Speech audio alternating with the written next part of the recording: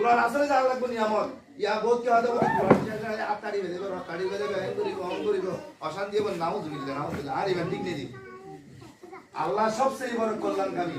আল্লাহর কালামে সবচেয়ে বেশি কি বড় ফিটনেস কিতাব গাইড অতএব আর যদি কোরআন এবং সুন্নাহ অনুযায়ী দেশ পরিচালনা করে দেওয়া হয় দেশের মাহবুব নিরাপদ হবে দেশের অর্থনৈতিক সাঙ্গ হবো দেশত যুবক বেকার না থাকবো দেশের যে মাহবুব লুণ্ঠিত নেব দেশের যে ছাত্রছাত্রী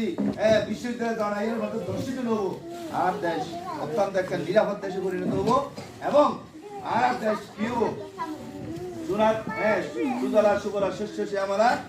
রূপসী বাংলাদেশে পরিণত হবো যদি আমরা কোরআনী শাসন আল্লাহ এবং আল্লাহ রাসূলের নিয়ম অনুযায়ী দেশ চালাতে হয় তাহলে বাংলাদেশ জামায়াত ইসলামীর